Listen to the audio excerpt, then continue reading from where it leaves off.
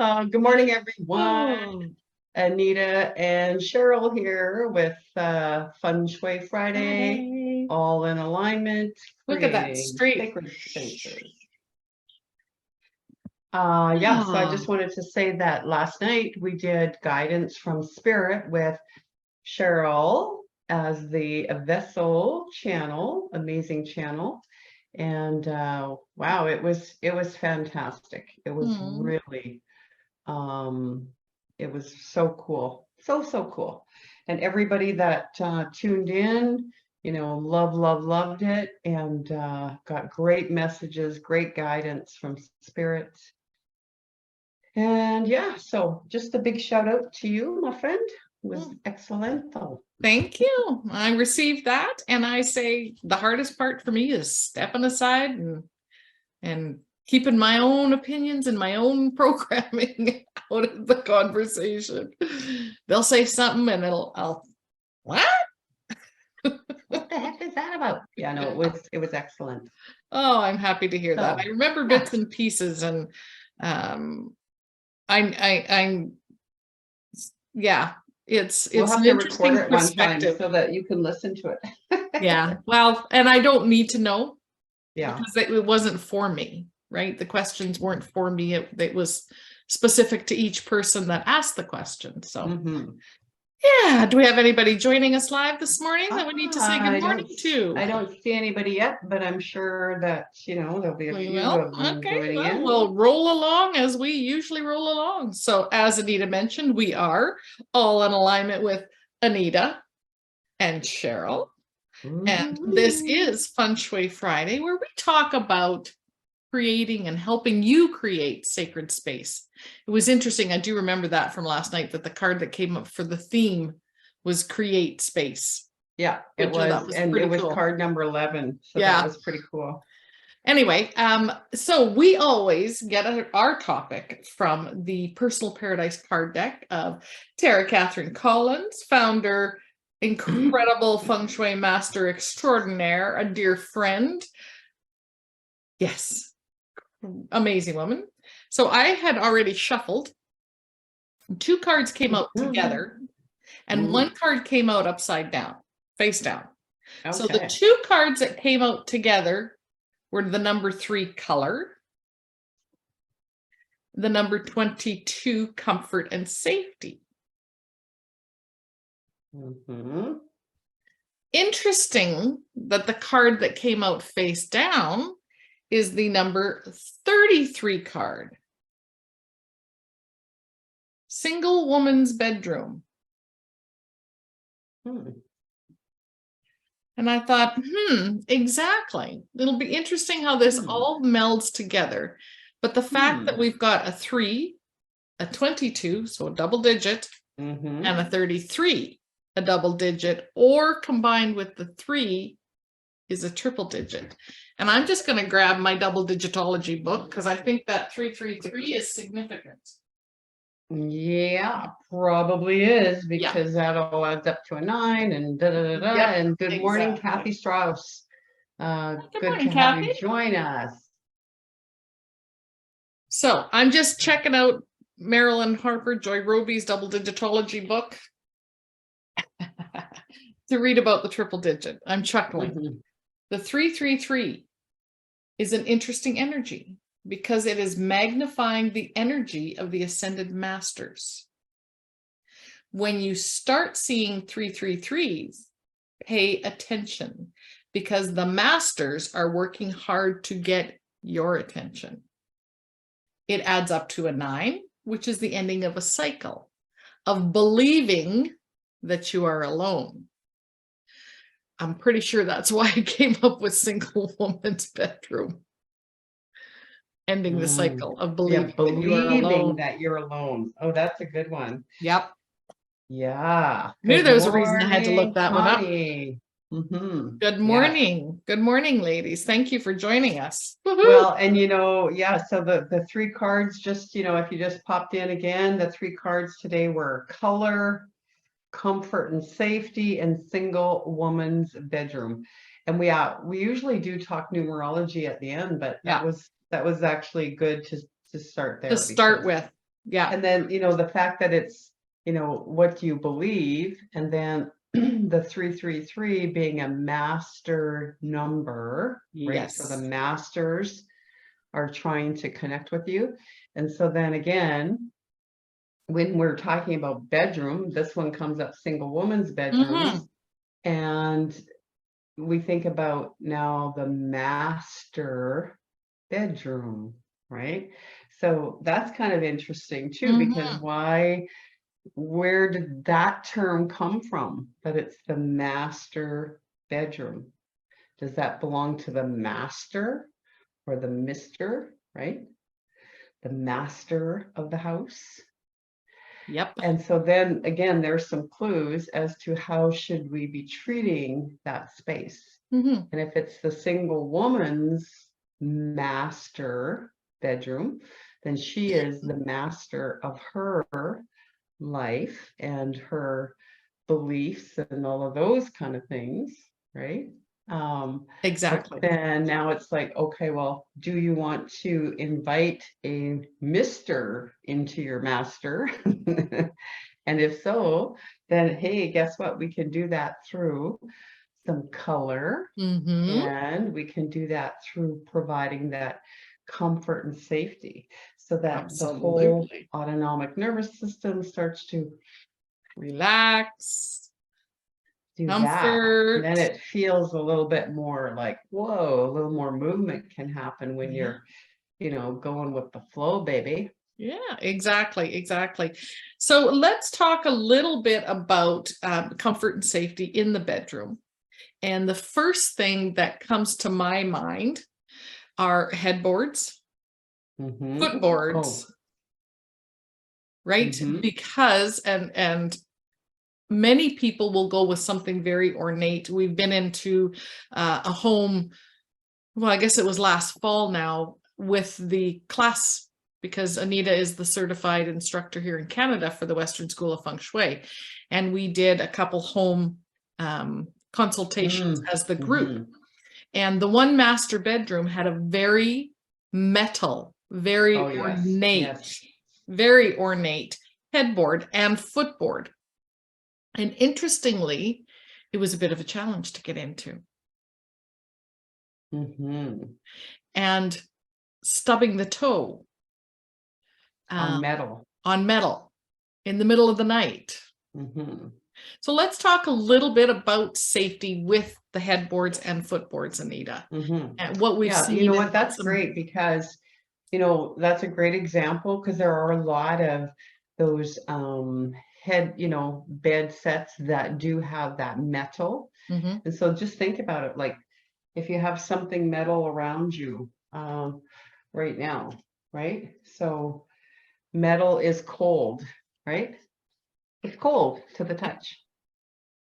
It's just cold. So that's a clue. So it's cold. What else do we use metal for? We, liken it to creating an axe, a knife, metal. Just think about those kind of metal things. And then, like you said, Cheryl, stubbing your toe, right? Stubbing your toe, banging your head. Is that congruent with safety and comfort? No, but you know what? Aesthetically pleasing when you first see it in the showroom, and they've got the beautiful duvet and all the cushions, and you go, oh wow, that looks great. But then you take it home, and then also metal is a conductive energy, right?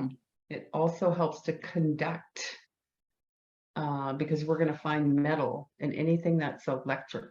There's that piece of copper wire, there's that metal whatever that helps to conduct electricity. So again, there's another clue. And in Feng Shui, the metal element is also associated with mental. So if somebody that is perhaps not sleeping very well, they might be too much in their head, and that metal bed is helping to anchor that overactive brain. Right? Exactly. We've also seen Sorry. Yeah, what would be a better choice for a headboard and footboard? For me, the padded wood, solid structure, protection, you've got that security behind your head. The padding on it, the fabric is quite lovely, depending upon what it's padded by. Some of those leather ones can be quite nice. But the massively ornate, huge ones bring up a whole other ball game. But I want to go back to the metal, because we have seen this more than once, Anita, where the metal and the ornate brings on the symbolism of kings and pointy finials and a lot of very pointy, a very sharp, lot of arrows. You'll hear them called poison arrows, shot, chi, as well into the bedroom. So if it's to be a place of comfort, on one hand, you want comfort and safety, and on the other hand, you're reinforcing cold, hard, and danger. And there's a little bit of conflict of energy. Hard danger isn't inviting the master, the mister into the master. For the single woman, right? Yes. Yes. I mean, the single woman card came up, so obviously there's a single woman, you know, that's going to listen to this today or in the future that, right?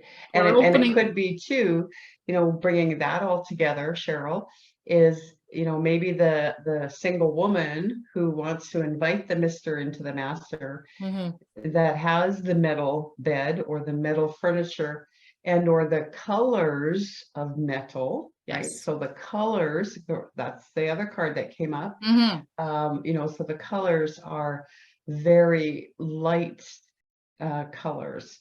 And your soft, you know, whites and grays and even, you know, silver. Anything that's a really light color is considered metal energy, which is more mental. Right.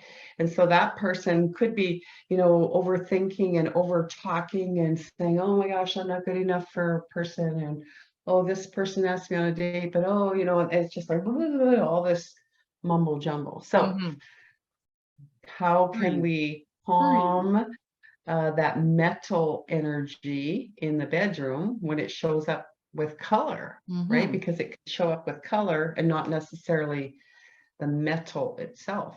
Right.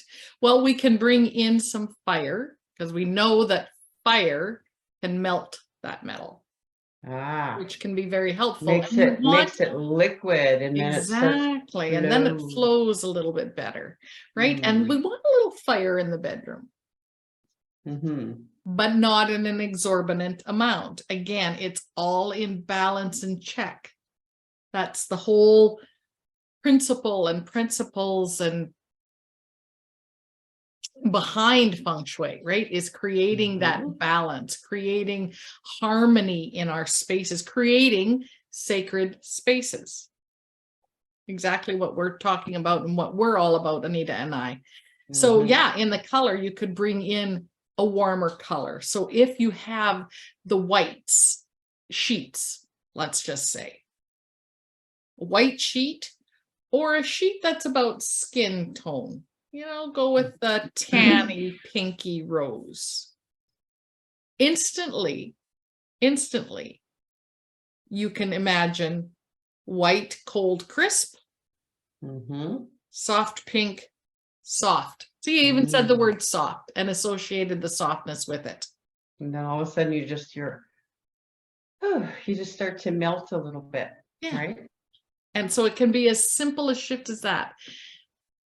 The extreme, and we've seen that, in fact, we use some of those images in our classes, are red walls. That's a little too much fire energy, people.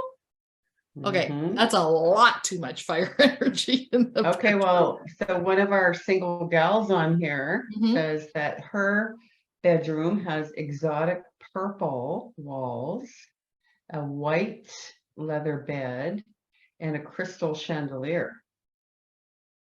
Wow. So that is maybe a little bit too much fire, Mhm. right? Because the purple is a fire energy. Yes. The white leather, the leather itself is fire energy because Yes. it comes from an animal. The white of it is metal. Metal. And then the crystal chandelier, crystal is water element, but the fact that it's a chandelier and it's light and the water magnifies or amplifies, right? Mhm. So then the crystal energy likely amplifies the fire Fire as energy. well. And even when the light isn't turned on, Mhm. because we still are communicating that subliminal message that yes, that's a chandelier, it's a light. Mhm. So then we're expecting this luminescence of, that's kind of so again, that's a lot of active energy in there, Connie. Are you sleeping well? I was going to Right? say, and what are the results showing up? Mm-hmm. What results are showing up for you? If you sleep soundly and deeply and you're well rested and you have the relationship you want going on in your life and your bedroom is a place to relax, you're right. What are the results showing up for you? Mm-hmm. Because that's what it's all measured by. Mm-hmm. If you want something different happening in that bedroom than what is currently happening. Mm-hmm. And then again, because there is, just what you've described is a lot of fire. And of course, we haven't seen the We whole haven't room, seen it, but so there could be a whole bunch of other stuff in there that balances it, yeah. right? And so what balances the fire energy is water, right? So the Mhm. first thing we bring in is the water helps to, put out the Douse the fire flames a or little bit. lessen it. And Mhm. then the other element that we want to bring in there is earth, Earth. right? So that grounding. Exactly. And it could very well be, like Anita said, without seeing the whole space, it's hard for us. I can envision how royal it might feel Mm-hmm. with the purple and the chandelier and that. And I can kind of sense that that's the Yep. direction. I am the queen and I Yes. deserve royalty. And I can see that, not physically, but from the description, I can see that that's possibly the motivation behind it, and good for Yep. you because you are the queen. Mm-hmm. Yeah, but if you want to invite the king into the master, then yeah, it's just a few little tweaks here and there, Yeah. right? And again, we're basing it on the 3 things that she told us. So yeah, that's right. That's right. And Yeah. we don't know. But Exactly. anyways, that's all good and fun. And I would wonder where the chandelier is positioned, if it's over the bed or not. Mm-hmm. Well, and so the other thing that we could talk about too, Cheryl, is that color, comfort, safety, single woman's bedroom. So the other thing in the bedroom, of course, the bed is the biggest piece of furniture in there. Yes. And I know we've talked about this before about, the placement of the bed and having that supportive wall behind you. But the other thing that we need to talk about is what you put behind the headboard, Yes. right? What you put on the walls. And quite often I have seen in, different homes and or show homes, or they put mirrors behind the headboard on the wall. And it might look, right, when you first walk into that room, it might look aesthetically pleasing. And it might look like, oh, that's great. But again, now we have to think about the person that's sleeping in the bed, because what's overhead is in the head. So again, now you have mirrors that are, if they fell off the wall, now that's a comfort and safety issue, right? Absolutely. So now we have glass and broken glass, and it might be in a metal frame, and again, those kind of things. And then it's then also amplifying or doubling the energy in the room. So if the person is not sleeping, it's going It's to enhancing it. magnify or enhance that. And if they are sleeping, right, maybe they have just this most magnificent, comfortable bed and it's wood and whatever. And then they've got these glass mirrors hanging on the wall behind them. Then you know what? Maybe they're always late for work because they're sleeping in, right? Or maybe they don't go to the gym because they're sleeping in. So it can work both ways. Yeah, Right? absolutely. Absolutely. It's that magnification, right? That duplication, magnification of whatever the energy is there, magnifying. So then what I've also seen in single women's bedrooms often is single woman imagery. So it could be that of the ballerina. It could be that of the very exotic woman with her head turned or her back to you, or that is also subliminal messaging. So you were just about to turn, Anita, and that would have been perfect. So if someone has an image of the person with their back to you, what is that reinforcing? Yeah, there's that subliminal message of stop, no, get away. Yeah. And being single. Well, and then, this is interesting too. Somebody that we were a guest on their podcast, I won't name who she is or anything, but she has a huge following. And a couple of weeks, maybe a couple of weeks ago or a week and a bit ago, she had posted something on her Facebook page, and she did like a selfie, and she was in her master bedroom. And I can't remember what the post was, but it was something relatable to whatever she was talking about.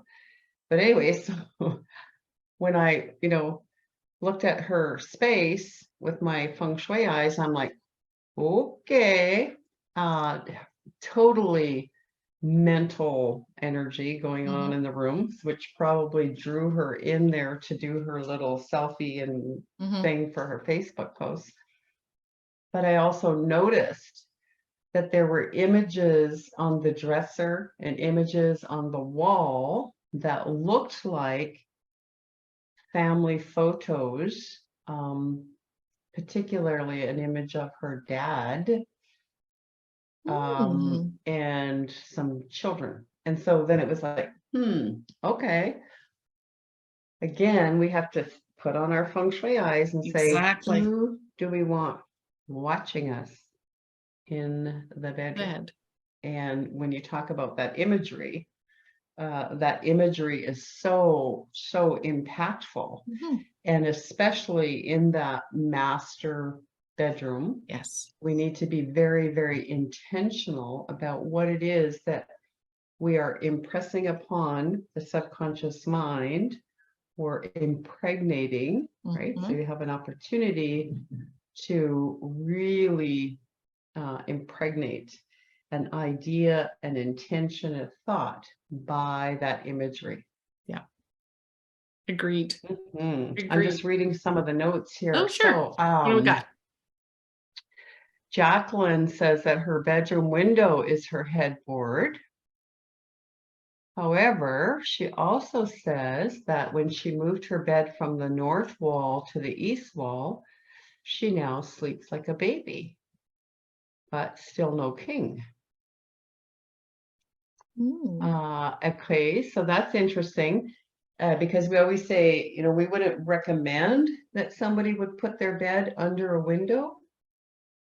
But if you're sleeping like a baby in that position, hey, then it works for you. Yes. However, when you say that your window is your headboard, I would suggest physically buying a headboard. Even because you can get smaller headboards. You might have to use a footboard as a headboard so that you have some separation between your head and that window, right? Just something. But the other thing that a headboard does, Jacqueline, is it provides you support support. Okay. And the king, if you had an opportunity to welcome a king into your master, then chances are you would have some emotional support, some physical support, some mental support, right? So if that's kind of what you're looking for, and that's not showing up in your life, then we would suggest putting in a headboard so that you would get more support. I'm also, and I'm getting glimpses and the message to talk about what's on the bed.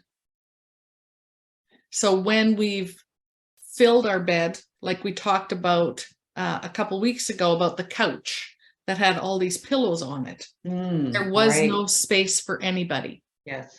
So let's look at what's on the bed as well. Because again, we'll go back to walking into showrooms and houses and seeing magazine articles, and they'll have all these layers of beautiful pillows and you can't even sit on the bed. And then what is the habit at night? Do we take those pillows and move them to one side of the bed where the other person should be laying? If there's no room for the other person, that's also an indicator for you. Yep. Whether it's pillows, clothing, stuffies, right, against a wall, because we've seen that. You want to have the space. You have to open and create that space for what you want. That's that creating sacred spaces. So you've got to welcome in that energy. Imagine that that person is there with you. Is there room for them? If that's what you want. And it might be the dog's bed on the other side, right? I mean, on guard. Our dog sleeps with us, but he sleeps at the end of the bed, in his own little bed, right? In his own little dog bed. But I do know when we have our grand dogs over, they just go right under the covers and make themselves at home. Oh, they're totally caved in. Yeah. So again, it might be just shifting some energy. Yeah. With the dogs. Exactly. Giving them their own little space, or kids, right? My grandkids do the same thing at home. And so then I know my son and daughter-in-law had to create a little nest for the kids. So they're welcome in the bedroom at night, but they go into their little nest. Right. Yeah. And hence, 9 months later, we have a new granddaughter. A new little granddaughter, which is congratulations. Because this is our first, well, look at that, single woman. She's a single woman now. Little girl's bedroom. Congratulations, Grammy. Anita, on your first granddaughter. Yay. How special. How special. Yes, so any other questions or comments we want to address before we wrap up? Yeah, no, I think that's good. What do our numbers all tally up to? I was curious about that. 3, 6, 9, and 11. No, hang on. 2, 2 is 4. 13 is 4. 3, 6, 9, and 4. 13. That's a 4. Okay. It's a 4. So that's organization. Go get organized, ladies. Yeah. Get organized in your bedroom.